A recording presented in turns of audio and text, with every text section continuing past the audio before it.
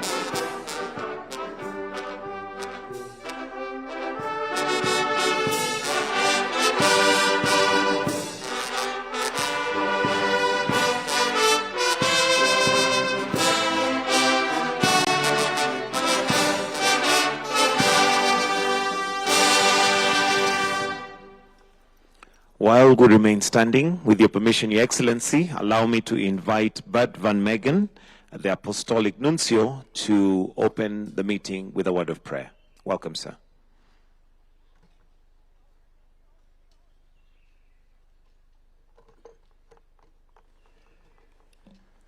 Let us pray.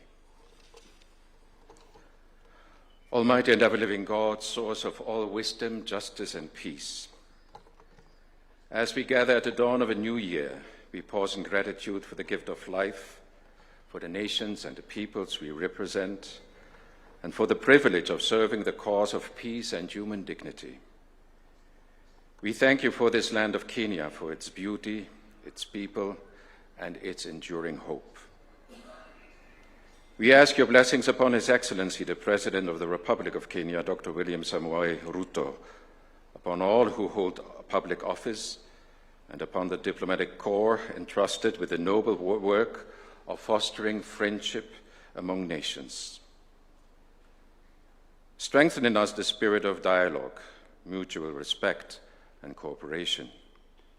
Guard us from division, pride, and indifference, and guide us instead towards paths that build trust and promote the common good. In a world marked by conflict, inequality, and uncertainty, inspire us to be instruments of reconciliation and architects of a more just international order. May our efforts this year contribute to the protection of the vulnerable, the advancement of sustainable development, and the deepening of solidarity across borders. Bless our families, bless our nations, and all who look to us for leadership. Grant us clarity of vision, integrity of heart, and courage to act with compassion. May this new year be a time of renewed commitment to peace, stability, and shared prosperity for Kenya, for Africa, and for the world. We entrust this gathering and this year ahead to your gracious care. May your light guide our decisions, and your peace dwell among us through Christ our Lord. Amen. Amen. We may now kindly take our seats. Your Excellency, Dr. William Samoei Ruto, President and Commander-in-Chief of the Kenya Defense Forces, Your Excellency, the Prime Cabinet Secretary, Honorable Musalia Mudavadi, Cabinet Secretary for Foreign and Diaspora Affairs, all principal secretaries and senior government officials present, Your Excellency Ambassadors, Your Excellency High Commissioners. With your permission, Your Excellency, allow me to invite Dr. Abraham Korir Sing'oei, Principal Secretary, State Department of Foreign Affairs, to start us off with some welcoming remarks. Why don't we put our hands together as we welcome him? Welcome, Bwana PS.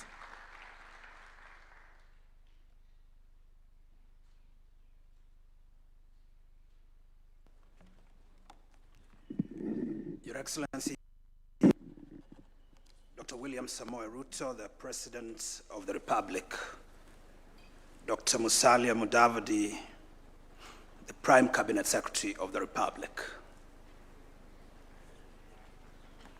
Excellency, Ambassadors, High Commissioners, and all members of the Diplomatic Corps, my dear colleague, PSs, ladies and gentlemen, Your Excellency, at a time of profound shifts in international law, politics, economy, and technology, we are grateful for Your Excellency's vision and commitment to host this New Year's engagement with members of the Diplomatic Corps and the UN in Nairobi.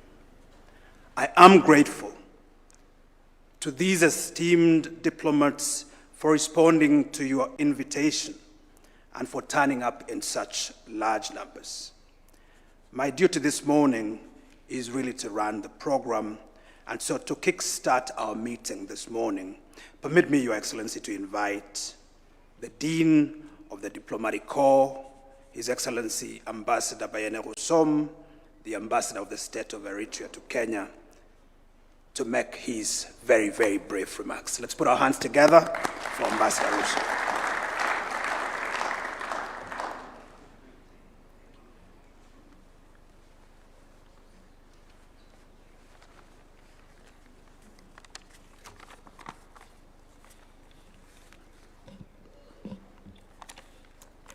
Good morning, Your Excellency, Dr. William Samoei Ruto, President of the Republic of Kenya, Your Excellency, Prime Cabinet Secretary, Musalia Mudavadi, PS of Foreign Affairs, PS of Diaspora Affairs, all PSs, and my sister Monica, and Excellencies, Ambassadors and High Commissioners, and dear colleagues of the international organization. Truly speaking, I would have liked to speak vote of thanks because the introduction has been made by the PS. What shall I continue? So, anyhow, I will try.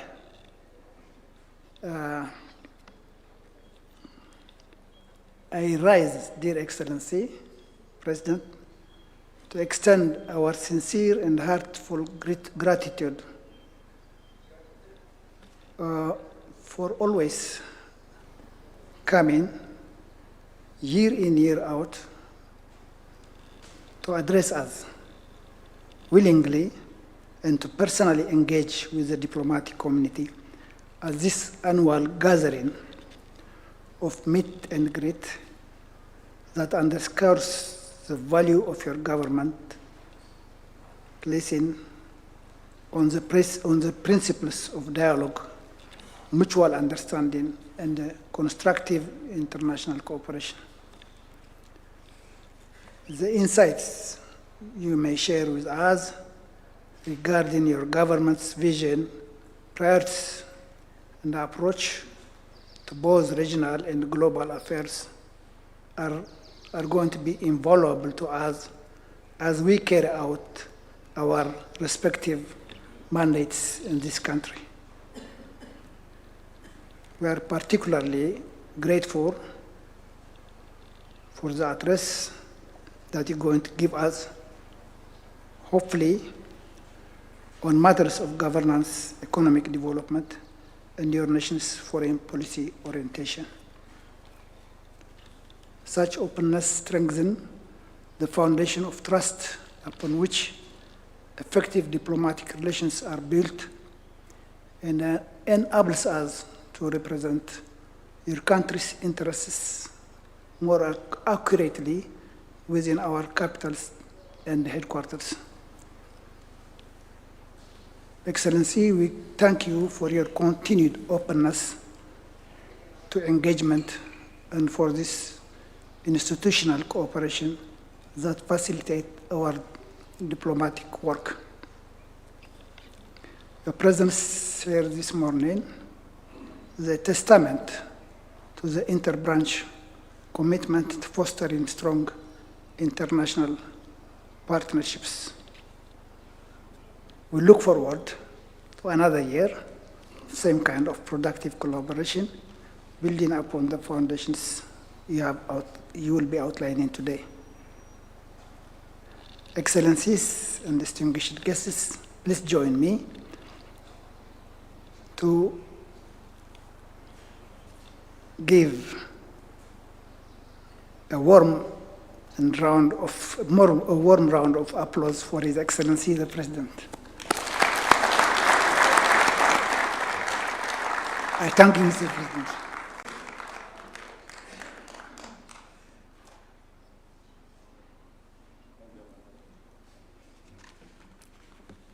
The ambassador of Eritrea never disappoints.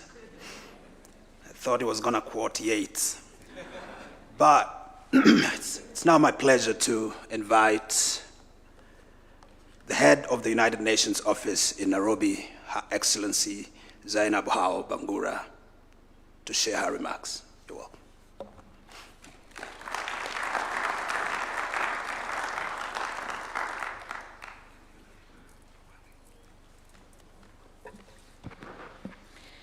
Your Excellency, Dr. William Samuel Ruto, President of the Republic of Kenya, Your Excellency, Mr.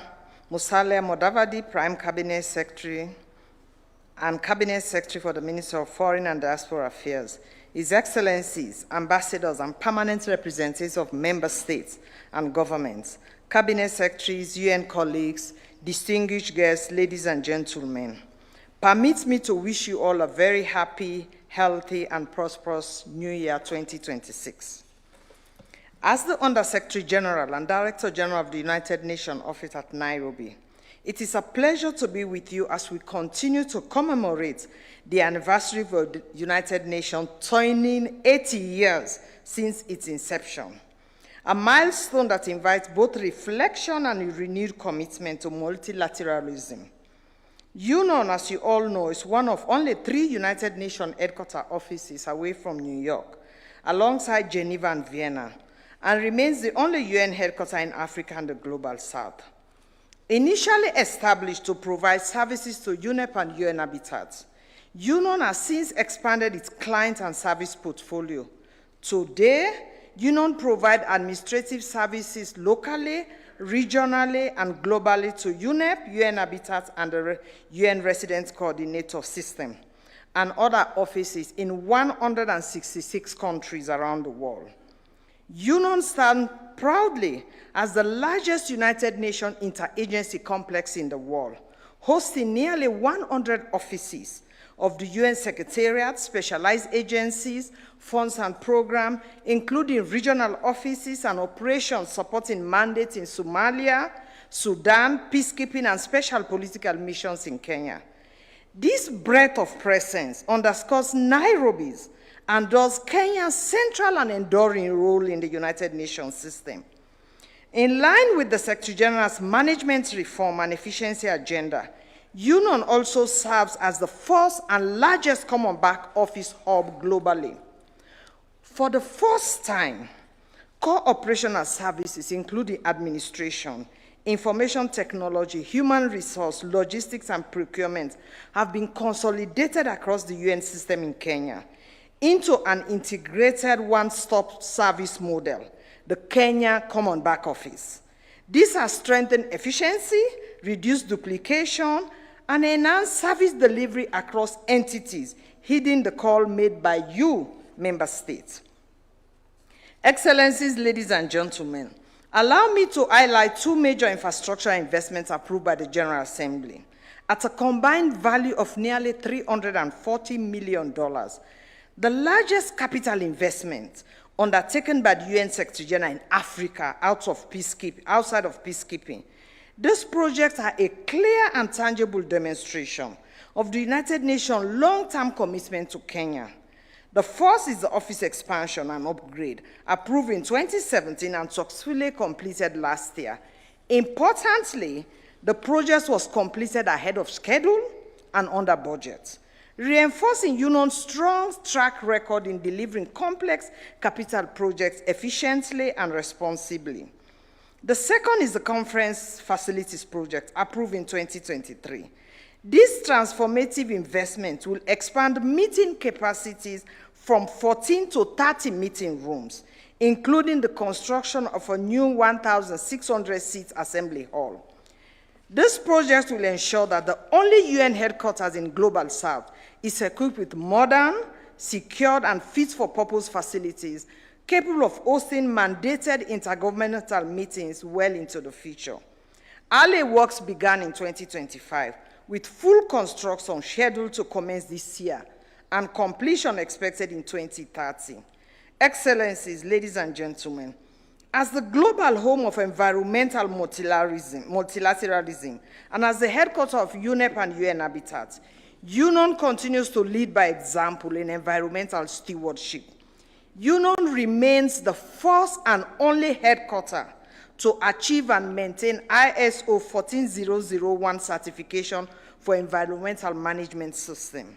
Through reforestation, biodiversity conversion, and our commitment to achieving net zero operation by 2030, we continue to demonstrate what credible climate leadership looks like in practice.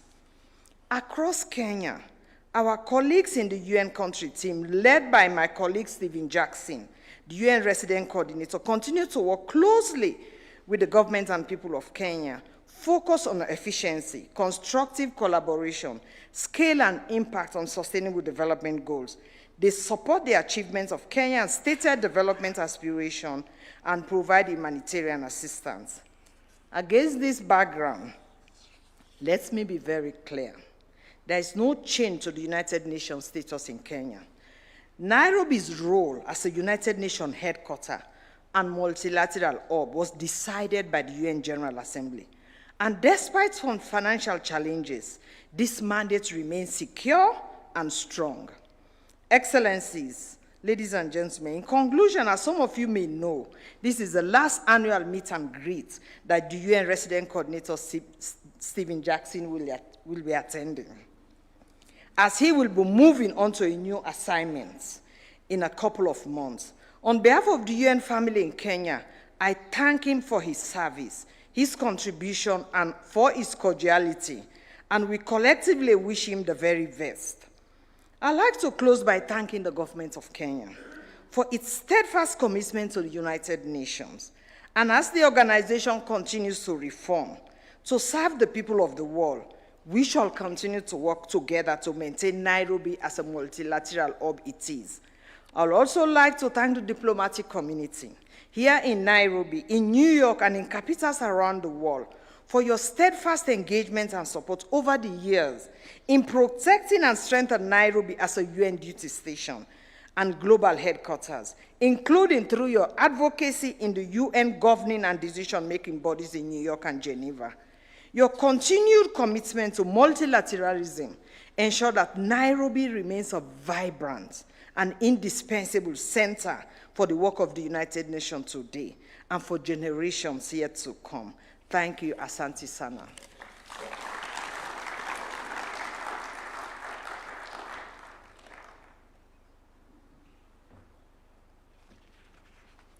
Another round of applause for Zainab.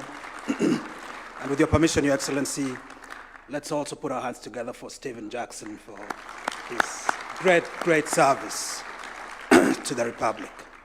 It's now my pleasure and honor, Your Excellency, to request Dr. Musalia Mudavadi, the Prime Cabinet Secretary, and Cabinet Secretary for Foreign and Diaspora Affairs to make his remarks, and thereafter to invite Your Excellency. Thank you, sir.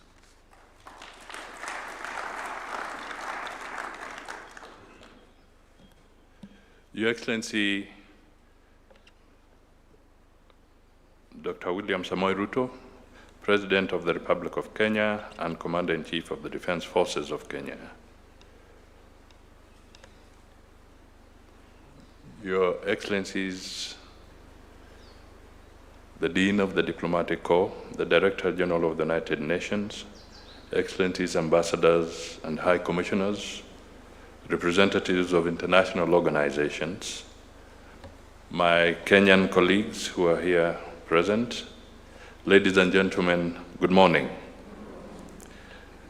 Today is a momentous occasion as we mark the second annual New Year diplomatic address by His Excellency the President of the Republic of Kenya.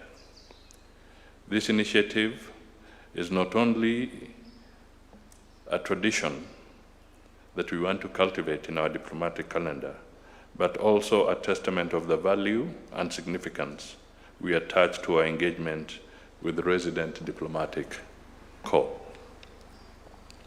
Over the past 63 years, Kenya has seen expansion of her diplomatic footprint to 70 diplomatic missions with multiple accreditations, 4 consulate generals, 2 missions in Nairobi, 1 liaison office, and 33 honorary consuls spread across the globe.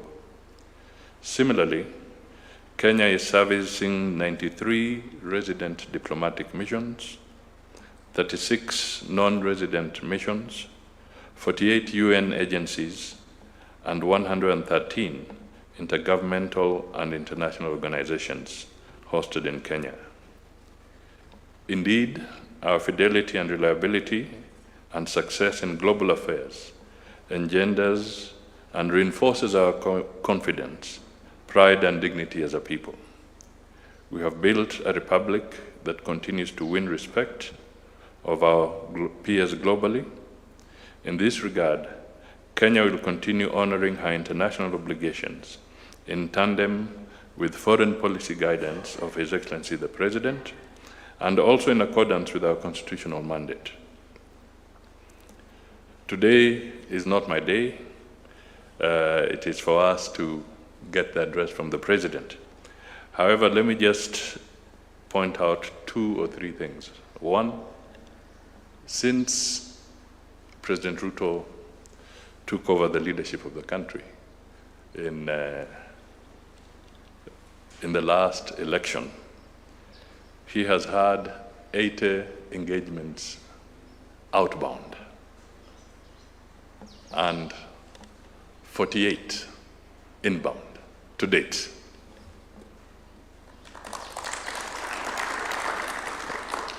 We have been able to execute about 269 memoranda of understanding with different entities, with your countries, and with various international organizations. We have had several visits. We intend to have more, but I will leave that to His Excellency the President to elaborate. But clearly, his diplomatic engagements have not eased whatsoever, even as we move forward to a very eventful calendar period for us in Kenya. His diplomatic engagements continue to engage him. In a few days' time, he'll be leading Kenya's delegation to the African Union Summit. But I just want to thank you for heeding his call and being part of this conversation that he's going to have with yourselves. We look forward to continued consolidation of our partnerships. Ladies and gentlemen, if you could be upstanding so that we can now invite His Excellency the President to make his remarks and engage with us. Asante sana.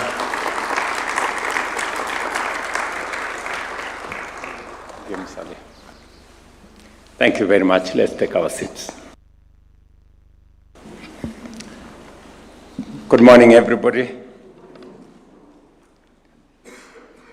I think I should give my address in Kiswahili because I have tried to encourage as many of us to learn Kiswahili. It is a language spoken in, I think, almost 12 countries in our region. But I will spare you that today only. Distinguished guests, ladies and gentlemen, it is my honor to welcome you, and I thank you most sincerely for accepting my invitation and taking time to join me this morning. I know that we have established a tradition that we will be engaging with ambassadors, high commissioners, representatives of various global international organizations that are resident in Kenya as a way of building bridges so that we can consolidate our relationship and understand each other more, and so that you can be able to represent not just your countries, but also understand us so that we can better enhance our partnership. That's why we established this annual engagement as a deliberate and regular feature of our diplomatic calendar in recognition of the essential role that sustained consultations with resident diplomatic corps plays in advancing cooperation and understanding. This gathering, therefore, offers us a timely opportunity to reflect together on the significant developments of the past year at the national level, on the regional front, and we all understand what has been going on globally, so that we may proceed with a shared understanding of the realities shaping our relations and our responsibilities. Excellencies, 2025 marked a defining phase in Kenya's socio-economic development journey. It stands out as a period when many of the reforms and strategic initiatives undertaken by this administration began to yield measurable and visible results. Across key sectors, policy choices have translated into tangible progress, affirming both the soundness of our direction and the resilience of our people. These gains have strengthened confidence in the course of our economy, deepened social cohesion, and laid firmer foundation for inclusive and sustainable growth in the years ahead. Central to the progress recorded in the past year is the continued expansion of some of our signature projects. Just to give you maybe 3 or 4 areas that were of critical concern to this administration. As we all understand, we emerged in 2022 from the adverse effects of COVID, from the serious challenges that came as a result of the situation of conflict in Europe, and the many other commodity issues that came into play. And as a result, most of our economies were constrained. Our fiscal space was limited, and debt became a very serious challenge to many countries, including Kenya. In fact, statistics showed that Kenya had one of the biggest Eurobond in our part of the world. And many people were wondering. I remember even the Secretary General of the United Nations, my friend Antonio Guterres, asking me, what's going to happen when this thing falls apart and Kenya defaults? Because to many it was no longer if, it was when. But by God's grace, we managed to consolidate our economy. Kenya actually was listed to be among 6 countries that would default. Fortunately for us, 5 of our colleagues defaulted, Kenya did not. And we had to make very difficult policy choices, sometimes very uncomfortable. I remember my first assignment when I sat in a room called number 6 in that building was to reduce our budget by 300 billion shillings and to put a stop to some of the subsidies on fuel, on unga, that weren't really getting to the people, but costing us an arm and a leg.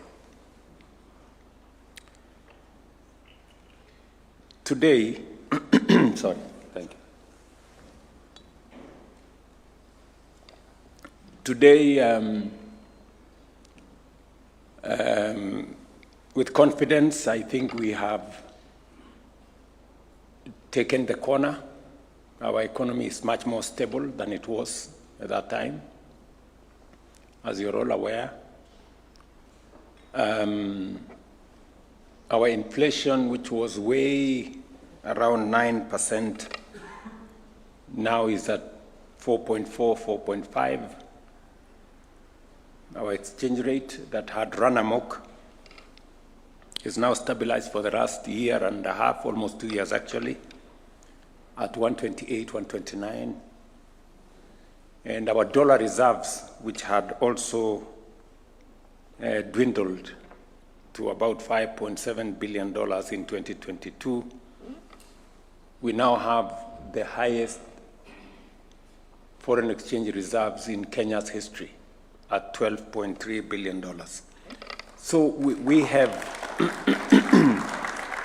with the support and encouragement of many of friends and partners, we have managed to consolidate our economy.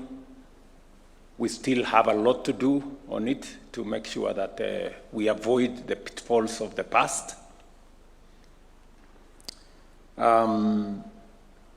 The policy choices have sometimes been uncomfortable, but I want to say absolutely necessary, because unless we did that, we would have gone the direction many of our colleagues went. Number 2, we took the decision that we needed to stabilize food security in our country. The biggest challenge that I encountered when I came into office was the price of stable food. Many of you witnessed people in the streets with sufurias. I know you know what sufurias are on their heads, and that kind of situation. We've had to register all farmers.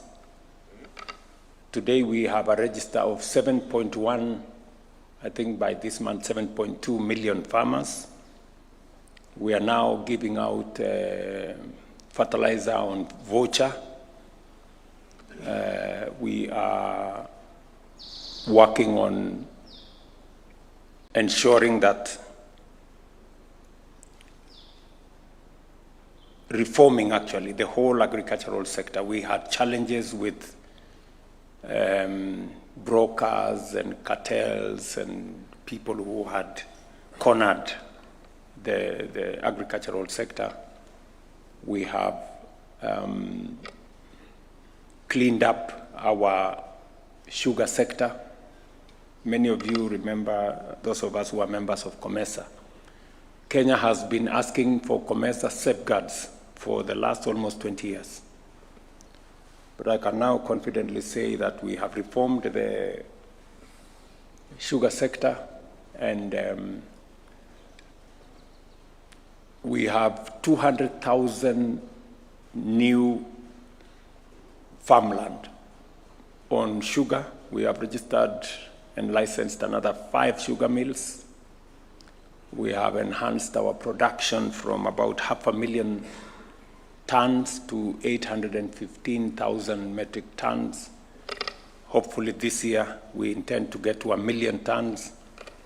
And in another year or two, Kenya will be a net exporter of sugar. That is our plan. And so have we with coffee and tea and milk. And we have seen those sectors grow. And I want to thank many friends, development partners. The World Bank have come through for us in the agricultural sector. And we have made demonstrable progress. In fact, our staple food maize, we have increased our production from about 44 million bags in 2022 to 75 million bags this year. Again, the highest in Kenya's history.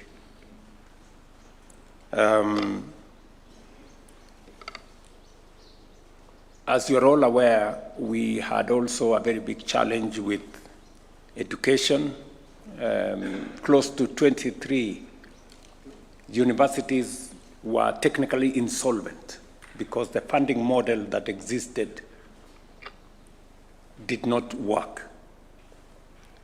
We had challenges with the competence-based curriculum. There was a misalignment between teachers, students, and other stakeholders.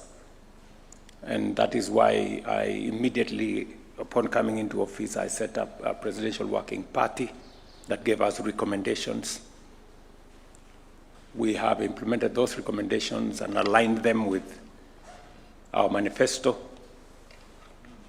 And that has seen us build an extra 23,000 classrooms. I must again commend the World Bank for coming through to us, for partnering with us in the building of those new classrooms. We have hired an extra 100,000 teachers in the last 3 years. In fact, 1/3 of all the teachers teaching in Kenya today were hired in the last 3 years to close the gap on teacher-student ratio. We still have a small challenge on laboratories. Again, I want to thank development partners for coming through with us. We are now constructing 1,600 laboratories in different schools, especially those in rural areas and some in our informal settlements. And we've rolled out a new student-centered funding model for our technical, middle level, and higher education, including universities. Today, if you ask any vice chancellor in any university, they will tell you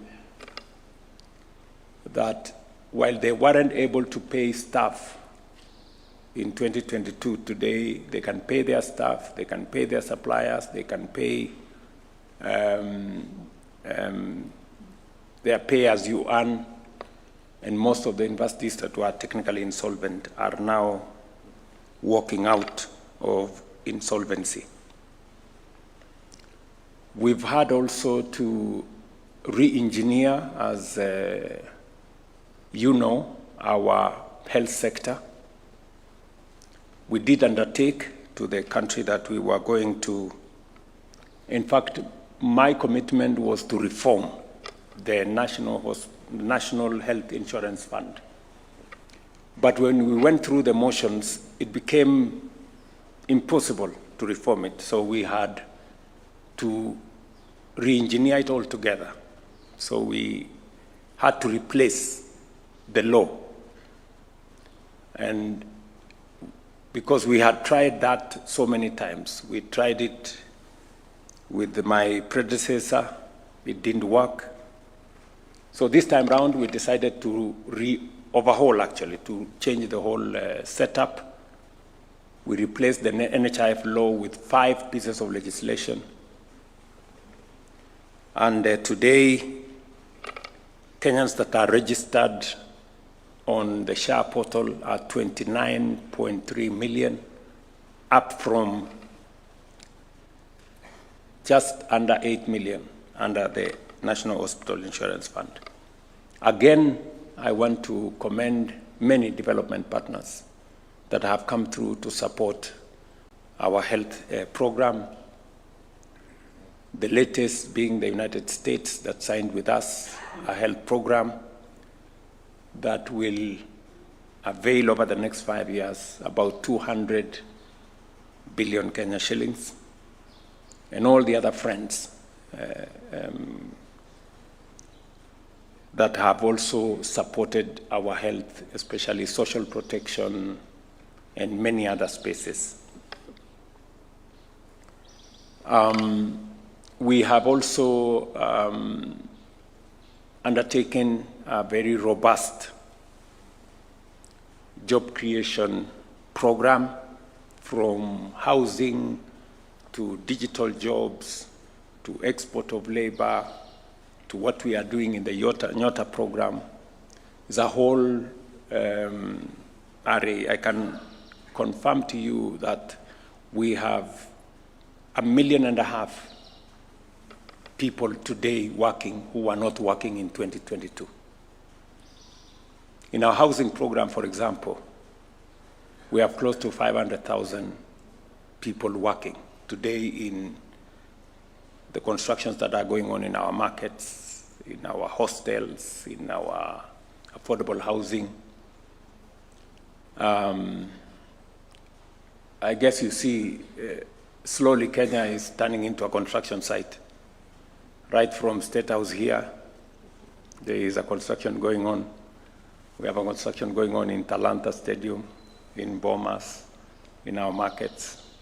And the roads are also going on. So we're trying to push all levers to make sure that we consolidate our gains as a country. And I will not fail to commend the UN bodies, representatives of nations who are friends of Kenya. You have come through for us in different facets, in different ways, to support this undertaking that is our responsibility as Kenyans, but you have come to support us as friends of this nation. And we are, on behalf of the people of Kenya, I want to say we are truly, truly grateful to all of you.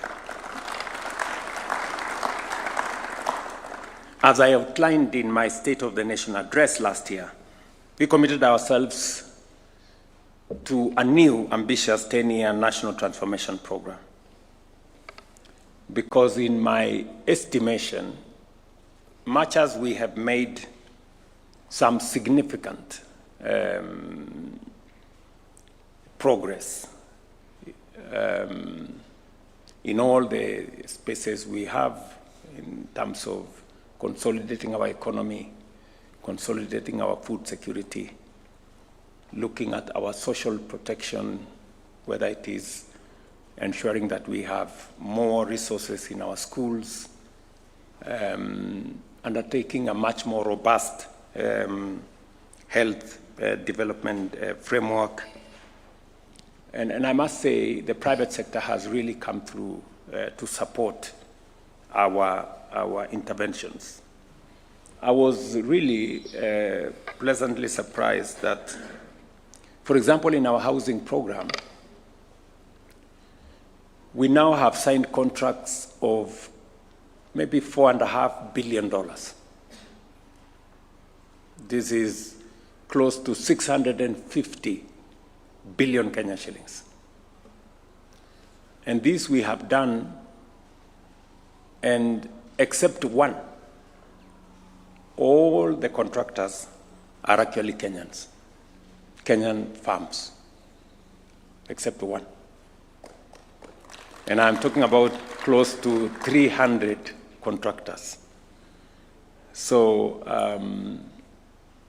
the housing program has largely been undertaken. The markets program, the development of hostels has been undertaken by Kenyan contractors, building capacity locally. But I must say they have learned a lot from their partners from outside Kenya.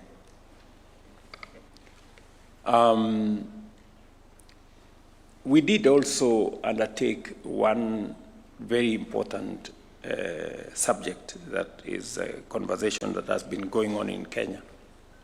The culture of saving. You know, we've had not a very good culture of saving. So it is one of the issues that I undertook that I would try and drive. I am very happy that our social security, which we have built over the years. In 2022, we had 312 billion shillings in our social security.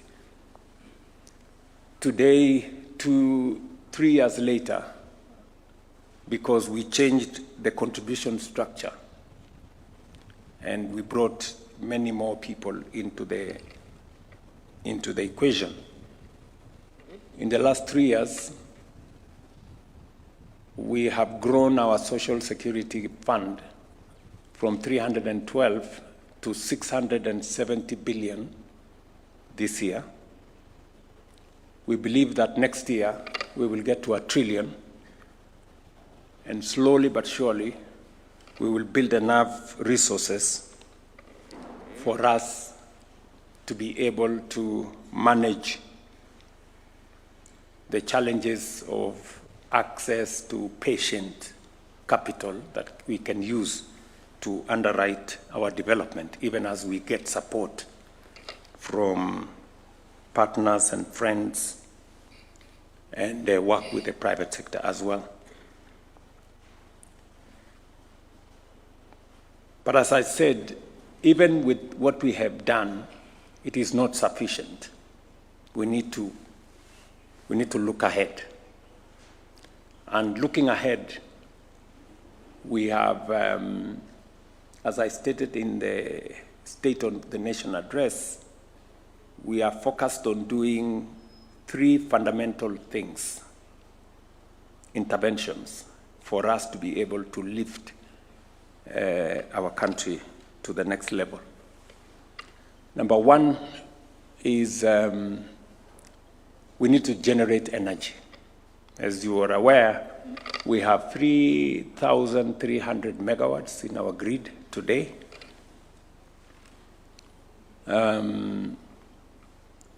For us to undertake the kind of technology transition, industrialization,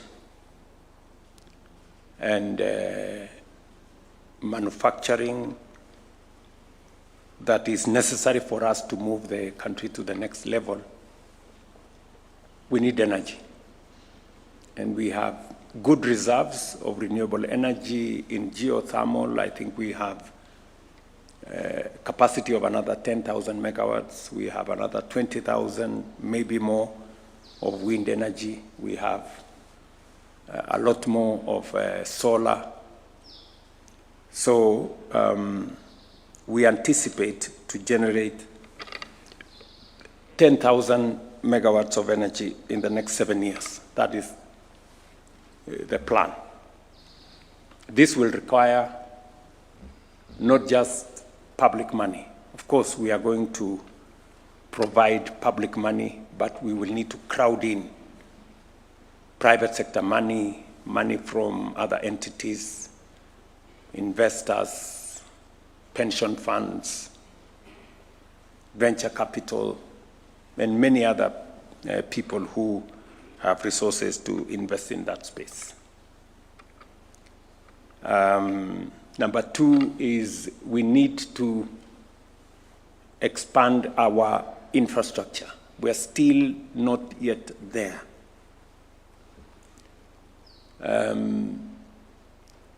If you look at our infrastructure, we have developed 20,000 kilometers of tarmac in the last 60 years.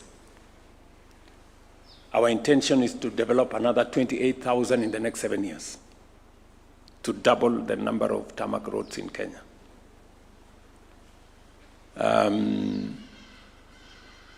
We already are on course. We have mapped out what the areas are, and we believe that we can raise the resources to undertake this transformation.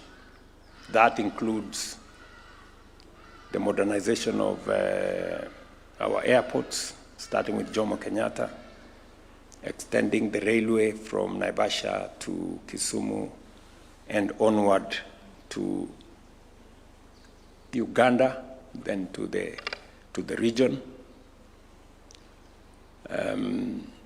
Actually, the railway, I think we've already set a date. We have found the resources, both public and private. So we will be starting the construction and launching the same in March this year. Again, we have finalized the discussions with the airport. We also want to modernize our airport. All of you know we don't have much of an airport, you know. Our airport is, the arrival is on the tarmac. So, and it's way, way overdue. You know, we should have done this maybe 15 years ago. So we want to begin that process of construction of a new airport under a framework that is going to bring public sector, private sector concessionaires. And I am hoping that we can begin that before June this year.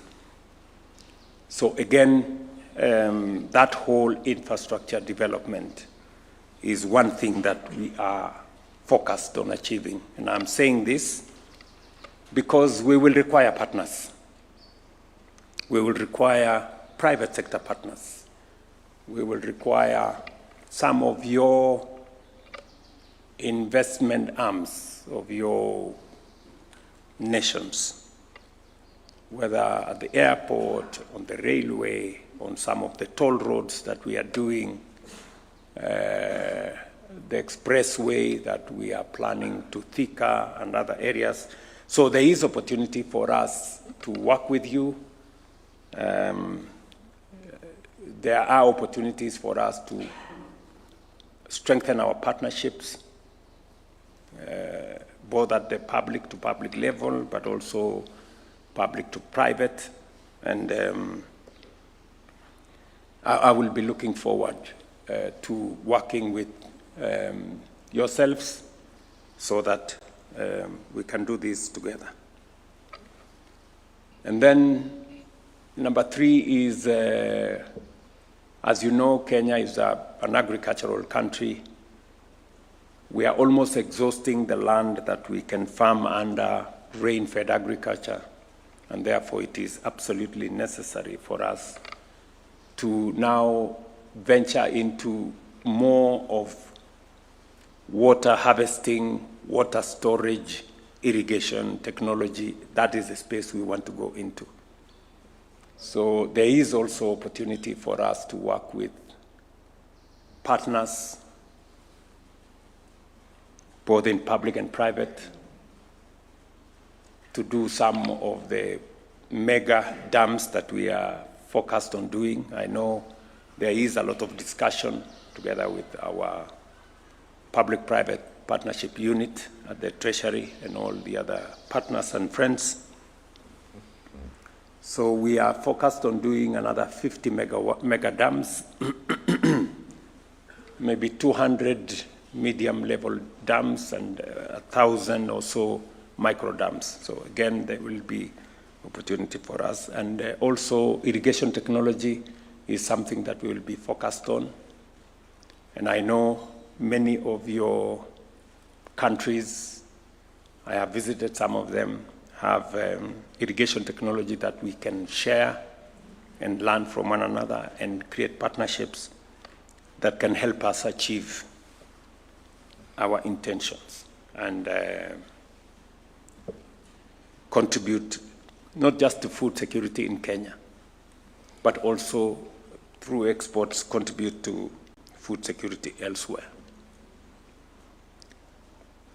We will be in Parliament this week as part of developing the necessary infrastructure for us to undertake this heavy transformation. We are setting up a National Infrastructure Fund. I have had discussions with the IFC. I have had discussions with the World Bank. I have had discussions with the Africa Development Bank. We've had conversations with the Afri-Exim Bank and many other partners. And they have given us a lot of support in terms of ideas, in terms of how we can use the public resources that we have, the public assets that we have in a much more structured manner, in a manner that we can use the resources and assets that we have to crowd in resources from the private sector and from other sources to be able to drive our development. We've also learned the hard way that the Constitution mandates us that we must be intentional on making sure that there is intergenerational equity. That we don't, whatever we have today,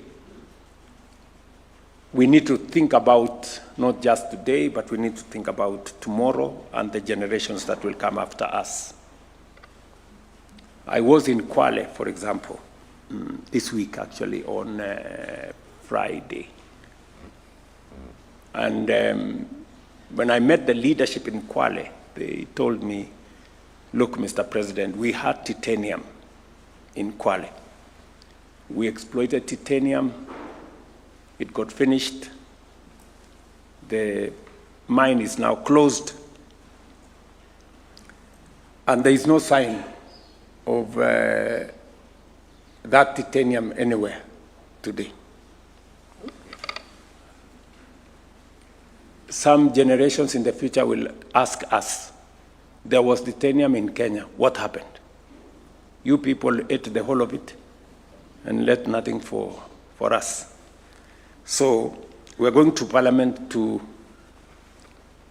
actualize a new legislation, the Sovereign Wealth Fund, that will now provide mechanisms for making sure that whatever it is that we do now, whether through privatization or any other resources, we have a fund that takes care of the generations that will come after us. Again, we have areas that we will learn from some of you. We will work together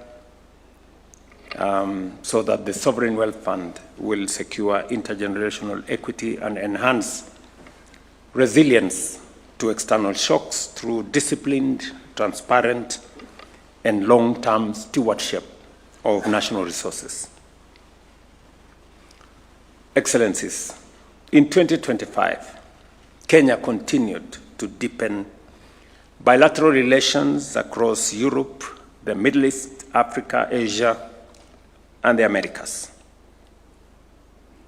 These engagements strengthened cooperation in trade, investment, security, migration, climate action, education, and technology, while expanding people-to-people exchanges. I am very happy that in the last 3 years we have been able to conclude, sign, ratify the Economic Partnership Agreement with Europe. It was quite a very proud moment to sign that contract here. We have also concluded the SEPA agreement with the UAE. We have also almost concluded now the agreement with China.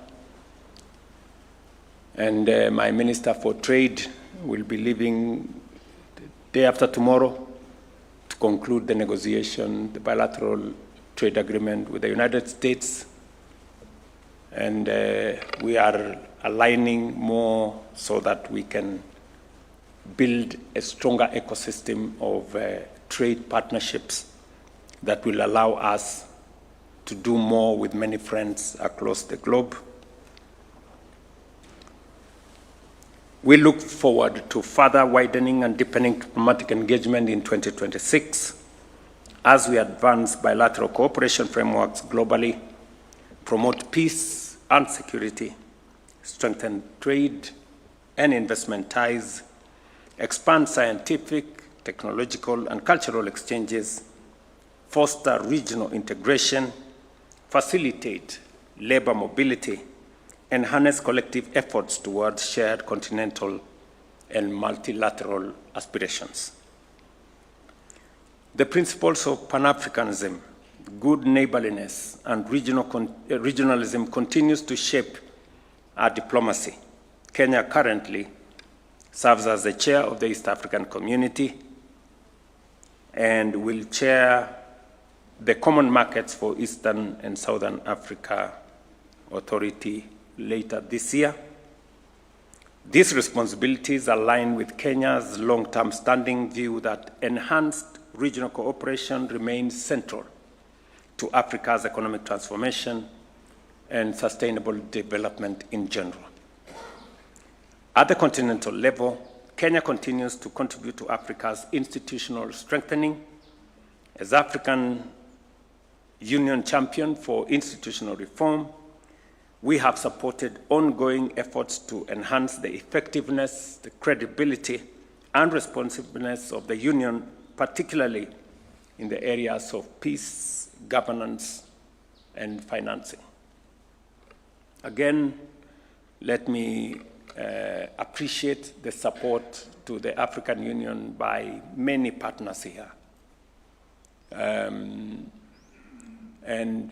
to support what you have done over the years, we are having a very candid conversation as African leaders, and I will be presenting a report on what we have managed to put together.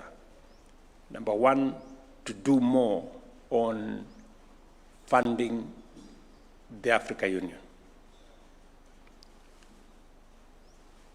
We have developed alternative mechanisms of trying to make sure that we fund the African Union 100% by ourselves, so that whatever partnership exists will be additional to what we are doing as leaders and as countries in this continent. Number two, we are looking at the peace and security infrastructure.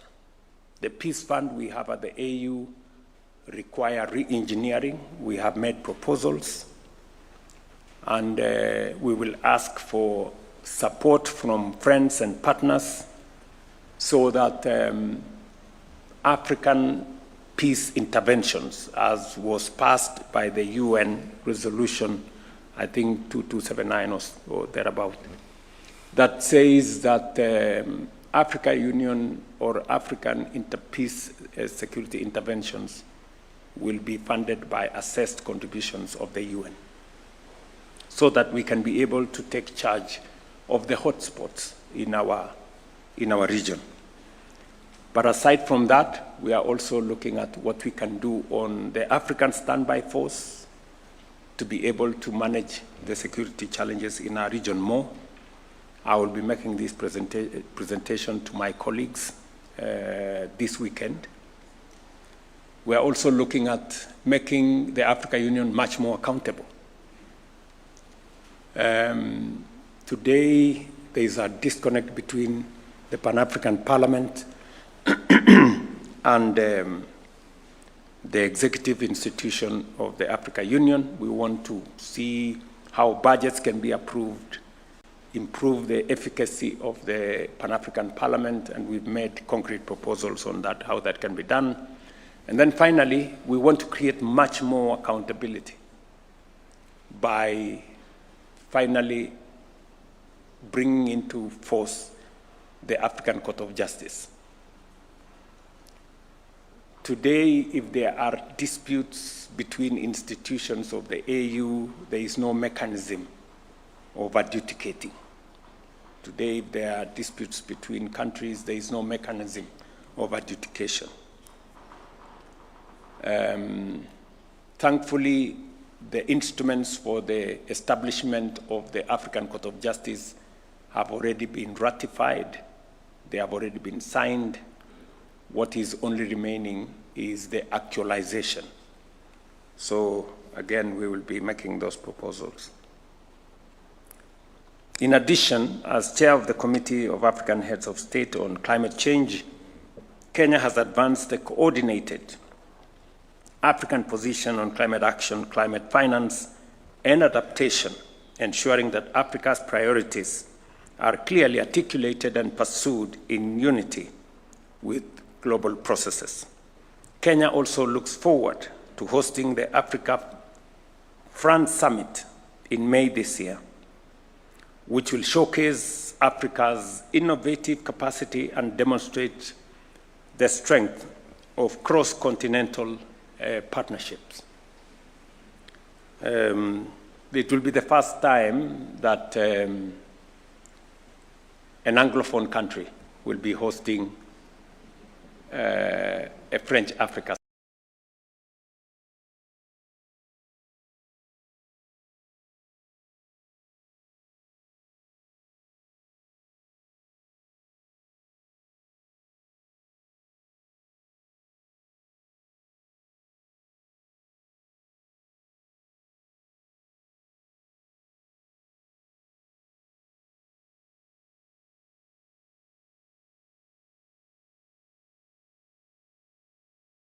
Opportunity for us to finally reduce the sharp edges between Francophone and Anglophone and try and consolidate our partnerships as one region. There will be private sector engagement. We're trying to get the highest level of participation from African entrepreneurs, business people, and investors, and to see how we can consolidate that position. I have talked to colleagues around the continent, and we are making very good progress on colleagues that will be attending. We will also host the 4th EAC COMESA SADC Tripartite Summit this year, which is expected to significantly advance the regional integration agenda. Ladies and gentlemen, regional peace and security remains a core focus of Kenya's foreign policy. Stability in the Horn of Africa and the Great Lakes region is inseparable from our own national security, economic prospects, and development trajectory. Kenya, therefore, remains actively engaged in regional and continental efforts to prevent conflict escalation, strengthen governance, and build resilience in fragile and conflict-affected areas. In the Great Lakes region, Kenya has played an active role in efforts to reduce tensions and advance dialogue among parties in the Democratic Republic of Congo. Together with His Excellency Emerson Mnangagwa, President of the Republic of Zimbabwe, I co-chaired several EAC SADC summits, which culminated in the merger of the Nairobi and Luanda processes, strengthening coherence and reaffirming regional ownership of this peace framework. In December last year, I also witnessed the signing of the Washington Accord for Peace and Prosperity between the governments of the Democratic Republic of Congo and Rwanda, marking an important diplomatic milestone. Kenya maintains that international initiatives, including the Washington and Doha processes, must reinforce and remain aligned with a consolidated African-led framework to support sustainable outcomes. In Sudan, Kenya remains deeply concerned by the ongoing conflict and its grave humanitarian consequences. There cannot be any military solution, in my very honest opinion, to that conflict. An inclusive process, a civilian-led intervention that brings parties on board, in my opinion, is the only viable path forward. I have had a candid conversation with friends across the continent, with friends across the globe. I have brought up this issue with President Trump. I have brought up this issue with President Macron. I have brought up this issue with the new Chancellor of Germany. My minister here has been to the UK. We have had many engagements. It is still my and Kenya's concern that the situation in Sudan is grave. It is very serious. And global attention must be focused in Sudan, because what is going on in Sudan is completely inhuman. And the international community must do whatever it takes to make sure that we take charge of that situation. Kenya, we will play our role. We have offered a place for dialogue here in Nairobi. We have offered corridors of humanitarian support where it is needed.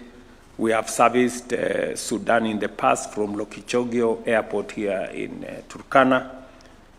I have made all that available to the international community, and we will play our part in making sure that we deal with the situation in Sudan. In South Sudan, Kenya reiterates its call to all parties to fully honor their commitments under the revitalized peace agreement. I did speak last evening with President Salva Kiir, and hopefully we will be able to have a meeting later this week or early next week, because the Tumaini initiative that was, in my opinion, a viable pathway towards resolving the issue in South Sudan was sabotaged by political interests. Sudan has finally come back to say maybe we should relook at it again, and I am very open to working with South Sudan in making sure that Kenya supports the peace efforts in that sister country, and we look forward to working with the Troika and all the other partners that are involved in South Sudan.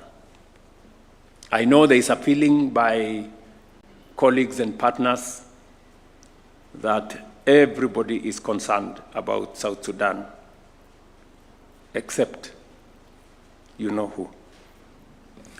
In Somalia, Kenya continues to encourage constructive dialogue between the federal government and the federal member states as the foundation for national cohesion and effective governance. We underscore the importance of predictable financing and a conditions-based transition in the Africa Union support and stabilization mission to safeguard hard-won gains that may go to waste if we do not manage the transition properly. Beyond our immediate region, Kenya continues to contribute responsibly to global peace and security. As lead nation in the multinational security support mission in Haiti, we stand in solidarity with the Haitian people and their quest for the restoration of security, order, and the rule of law. We are now focused on a coordinated and orderly transition of that mission to the gang suppression force, supported by adequate international financing, strengthened command structures, and a United Nations Support Office, measures essential to consolidate progress and prevent relapse into instability. A lot has been achieved, not as much as we would have wanted, but there is progress that had been achieved that needs to be safeguarded, and then whatever needs to be done should be done. In 2025, ladies and gentlemen, Kenya played an active and constructive role in global efforts to reform development financing, strengthen peace operations, and advance sustainable development in a manner that is inclusive, equitable, and responsive to contemporary realities.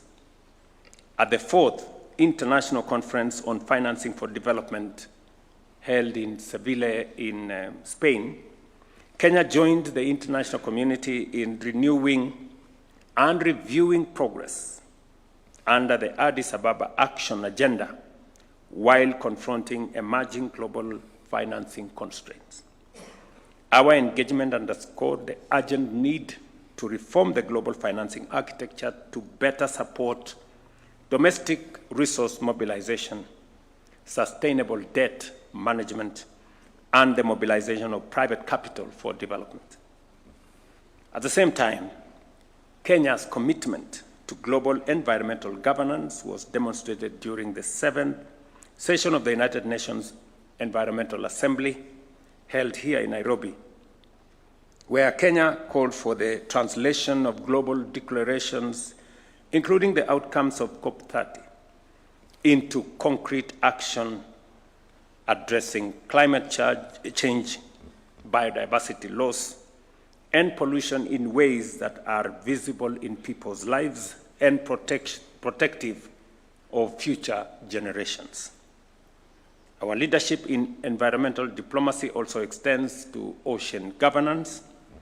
The ratification of the agreement on the conservation and sustainable use of marine biological diversity of areas beyond national jurisdiction reaffirms our commitment to rules-based multilateralism, ocean sustainability, and the protection of global commons.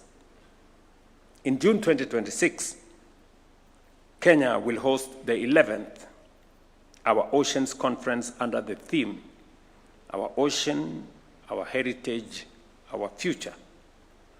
This gathering will mobilize global commitment on marine conservation, sustainable fisheries, and climate resilience while showcasing Africa's contribution to ocean action and the blue economy.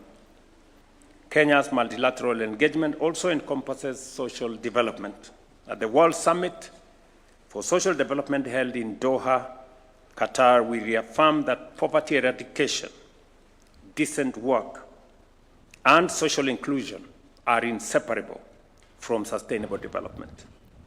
These principles continue to guide both our domestic policy and our international partnerships.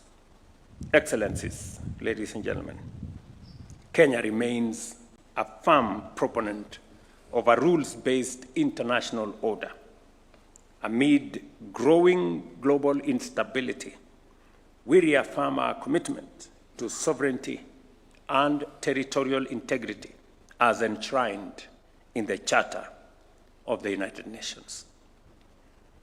As the UN marks its 80th anniversary, the world stands at a critical inflection point with multilateralism under increasing strain.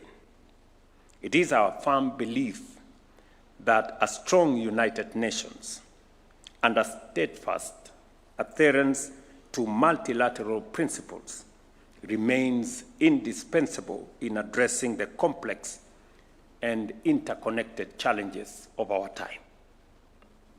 We are proud to host the only United Nations headquarters in the Global South and remain committed to providing the political, security, and infrastructural support necessary to expand the UN presence in Kenya. Bangura knows that. She used to send me very long messages. We have this problem, you need to sort out. Now the messages are becoming shorter, but they are still coming. We recognize the United Nations remains one of humanity's greatest collective achievements. Yet persistent funding shortfalls and administrative constraints continue to limit its efficacy and responsiveness. Kenya therefore supports renewed efforts to strengthen and adequately resource the UN system. The defunding of UN agencies weakens multilateral cooperation and diminishes the international community's capacity to respond to conflict, humanitarian crisis, global health threats, and development challenges. At the same time, Africa also marks 2 decades since the Ezulwini Consensus and the Sirte Declaration, through which the continent has spoken in one voice in calling for just and equitable reform of the UN Security Council. Africa's continued exclusion, despite bearing significant share of Security Council's agenda and peacekeeping responsibilities, undermines the legitimacy and effectiveness of the United Nations. Comprehensive reform, including permanent African representation, is essential to the institution's relevance in the 21st century. Excellencies, as I conclude, I commend the diplomatic corps and international organizations represented here for your continued cooperation, your goodwill, and your partnership with Kenya. We truly appreciate, and we don't take it for granted. As we progress in 2026, let us deepen collaboration and ensure that our shared efforts translate into measurable and meaningful outcomes for our peoples and for humanity. Thank you very much for your attention. And as I have always said, I look forward to working with you. Thank you very much.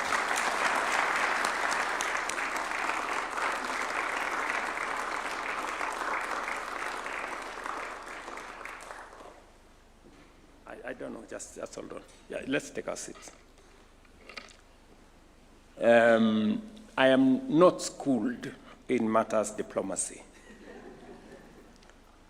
But I remember, I think it was Chinua Achebe, who, I think there was a church somewhere, somebody was preaching in church. So he was sitting in the congregation. After the sermon, he asked somebody there, are people allowed to ask questions after the sermon?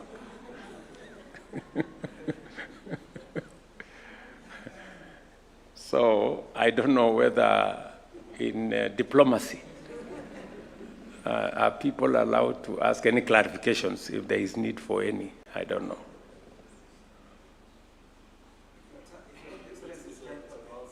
Okay. I can take 1 or 2 clarifications if there is anybody who has something to say with the permission of the diplomats here. There are no consequences for asking any question.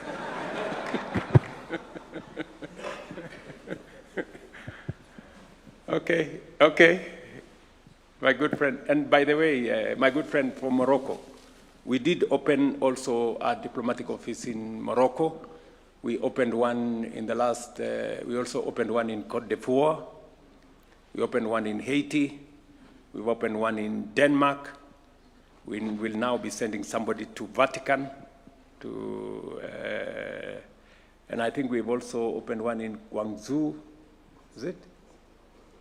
A consulate in Guangzhou. So Thank you, Mr. President. Ambassador. Thank you for your time. I will dare to ask Your Excellency about as a champion of institutional reform at the EU. Your Excellency have spoken with many issues that you have planned to reform at the EU. Yes. But I think the CFTA... At the AU, not EU. No, African Union. Yes, yes. Yes. But there is one aspect that should be...